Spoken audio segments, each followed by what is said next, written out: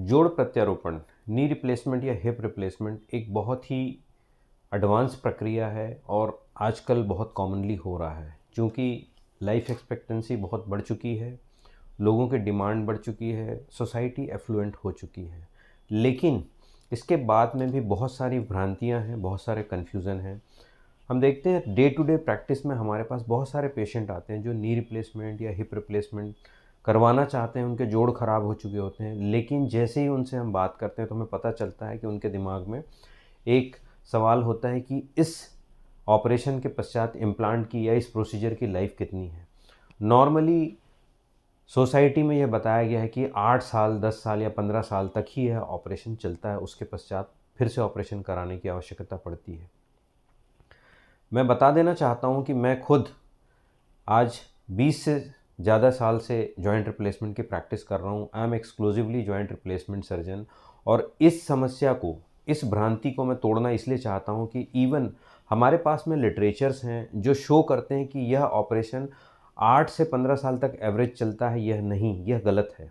सही यह है कि बहुत अच्छे से किया हुआ ऑपरेशन, बहुत ही एक्सपर्टीज़ द्वारा किया हुआ और सही किया हुआ ऑपरेशन 25 से 40 साल तक मिनिमम चलता है, और वह भी 97 टू 99% केसेस में। अर्थात केवल 1 से 30% केसेस ऐसे हैं जो 25 से 40 साल के पहले फेल हो सकते हैं, किसी परेशानी में पड़ जाते हैं या फिर उनको कोई कॉम्प्लिकेशन हो सकता है।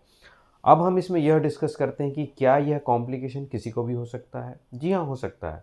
बट रिस्क फैक्टर एनालिसिस एक फैक्टर होता है जिसे डॉक्टर असेस कर सकता है, वह बता सकता है। इसमें से बहुत सारे फैक्टर्स ऐसे हैं जो अवॉइडेबल हैं, जिसको आप अवॉइड कर सकते हैं, प्रिकॉशन से आप बचा सकते हैं, और उसके पश्चात इम्प्लांट की लाइफ और अपने नॉर्मल लाइफ को आप 25 से 40 साल जॉइंट रिप्लेसमेंट के पश्चात एक्सटेंड कर सकते हैं।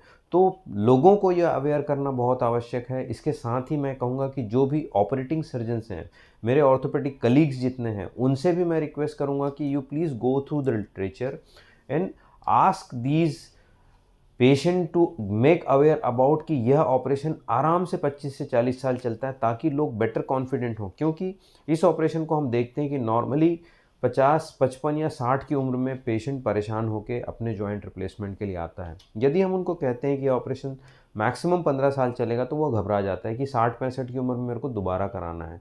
और इसी वजह से बहुत सारे ओपिनियंस आते हैं कि अभी जितना खींच सकते हो आप खींचिए, और उसके बाद इसको जब तक आप चाहें खींचें और फिर इस ऑपरेशन को कराएं। यह कंसेप्ट बिल्कुल गलत है। आपकी प्रोडक्टिव लाइफ होती है आपके प्रोडक्टिव एज में, अर्थात that productive age is 20 to 60, 65 और 70। अर्थात 65 के पश्चात आपका बुढ़ापा शुरू होता है और उसके पश्चात आपकी ओवरऑल एक्टिविटी और जनरल एक्टिविटी कम होती है।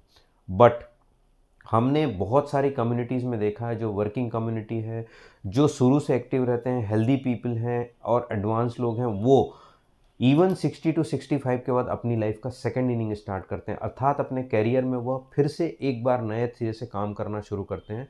सो that is not the end of your life if you are achieving your age by 60 to 65। नॉर्मली सरकारी नौकरी में या किसी भी नौकरी में यह प्रोसेस रखा गया है, 60 या 65 के बाद आप रिटायर हो जाते हैं। लेकिन बहुत सारे प्राइवेट फर्म में एंटरप्रेन्योर जितने हैं, ये सारे लोग 60-65 के बाद अपनी लाइफ का एक सेकंड करियर चालू करते हैं। और मैंने बहुत सारे लोगों को देखा हुआ है। इवन हमारे कम्युनिटी के एक एग्जांपल हैं, प्रोफेसर डॉक्टर हैं जो मुंबई के ऑर्थोपेडिक सर्जन हैं। वो आज 85 प्लस भी हो चुके हैं, स्टिल ही इज़ वर्किंग और वो ऑपरेट कर रहे हैं, एक्टिव हैं। सो लाइफ आपकी 60-65 में ख़त्म नहीं हो जाती है। ये आपके विल पावर, आपके कमिटमेंट, आपके डिसिप्लिन पे डिफाइन होता है। Coming back to the point कि यह ऑपरेशन, चलो यदि किसी बात पे, जो मैंने कहा कि 1 से 3% 25 से 40 साल में फेल हो सकता है, वो किस कारण से फेल हो सकता है? पहला कारण जो इम्पॉर्टेंट है वह इन्फेक्शन हो सकता है, लूजनिंग ऑफ इम्प्लांट हो सकता है। इन्फेक्शन किसी भी कारण से हो सकता है। इन्फेक्शन आपके शरीर में, यदि डायबिटिक हैं आप या पुअरली मालनरिश्ड हैं या बहुत कॉम्प्लिकेटेड केस हैं, तब इस कंडीशन में इन्फेक्शन के चांसेस होते हैं, जो प्राइमरी या सेकेंडरी इन्फेक्शन के रूप में आपको परेशान कर सकता है और इम्प्लांट उससे ढीला हो सकता है या इम्प्लांट की लाइफ ख़त्म हो सकती है, ऑपरेशन फेल हो सकता है। ऑस्टियोपोरोसिस या इम्प्लांट का ढीला होना, यह एक ऐसा फैक्टर है जो कि आपके न्यूट्रिशन, आपकी एक्टिविटी लेवल और आपके जेनेटिक्स पर डिफाइन करता है। अर्थात यदि आप बहुत अच्छे तरीके से एक्टिव हैं, आपका न्यूट्रिशन बहुत अच्छा है और आप रेगुलर एक्सरसाइज करके आप अपनी हड्डियों और मांसपेशियों को एक्टिव रखते हैं, आपके वजन को कंट्रोल में रखते हैं, आपके शुगर को कंट्रोल में रखते हैं, तो definitely I can promise you कि यह समस्या आपको नहीं आने वाली है और आप हेल्दी रह सकते हैं। इसका मतलब यह नहीं कि आपको बहुत एक्सरसाइज करनी है या कुछ, जो आपके एज रिलेटेड एक्सरसाइज है, जितनी कैपेसिटी है, जितनी एक्टिविटी है, उसको भी यदि आप नॉर्मली करते हैं तो आप प्रॉब्लम में नहीं आते हैं।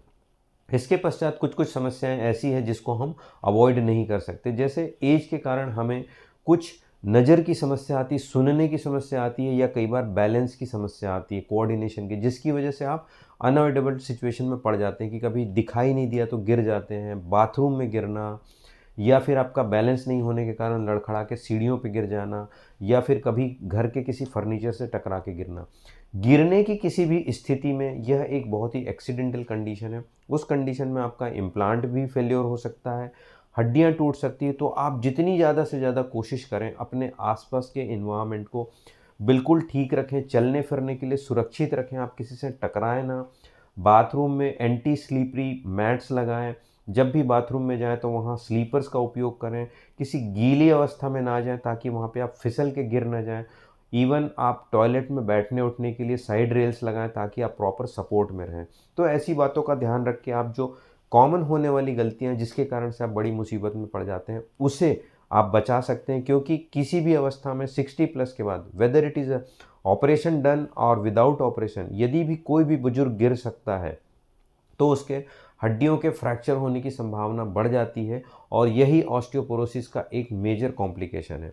सो coming back again, joint replacement, knee और टोटल हिप रिप्लेसमेंट जो आज की डेट में बहुत ही कॉमनली परफॉर्म प्रोसीजर है, यदि आप एक्सपर्ट से कराते हैं, टेक्नोलॉजीज अच्छी यूज़ होती है और अनुभवी डॉक्टर कर रहे हैं, तो उसका ऑपरेशन का सक्सेस रेट, उसकी लाइफ 25 से 40 साल होती है। मैं doctor Sunil Dewangan, doctor D Sunil, joint replacement surgeon, आज 20 साल से अधिक इस प्रैक्टिस को कर रहा हूँ। और यदि ऐसा होता कि मान लो 10 से 15 साल में ये पेशेंट के ऑपरेशन फेल होते, तो अब तक जो आज से 15 साल पहले मेरे ऑपरेशंस किए हुए वो सारे पेशेंट लौट के आना शुरू हो जाते।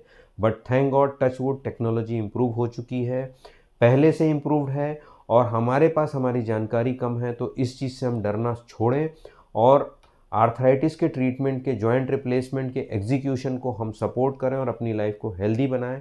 और फिर से याद रखें कि इस ऑपरेशन में कोई खतरा नहीं है। 8 से 10 साल, 15 साल में ये ऑपरेशन फेल नहीं होता है और 25 से 40 साल तक इस ऑपरेशन की पूरी लाइफ बनी रहती है, वो भी 97 टू 99%। अर्थात यह फेल्योर केवल 1 से 3% केसेस में होता है, उसके भी रिस्क फैक्टर होते हैं। So again, for a common people यह वीडियो अवेयरनेस के लिए बनाया गया है। इसका एकेडमिक उपयोग आप अपने कंसल्टेंट के साथ कनेक्ट करके कर सकते हैं और अधिक जानकारी के लिए, टेक्निकल कोई भी इंफॉर्मेशन आपको चाहिए तो आप हमसे कनेक्ट करें, ताकि हम जो क्लेम कर रहे हैं ये हमारे डेटा है। इन जनरल साइंस भी यही कहता है, तो आप डरिए मत और अपने ज्ञान को आगे बढ़ाइए और अपनी लाइफ को नॉर्मल करिए। धन्यवाद, नमस्कार, जय हिंद।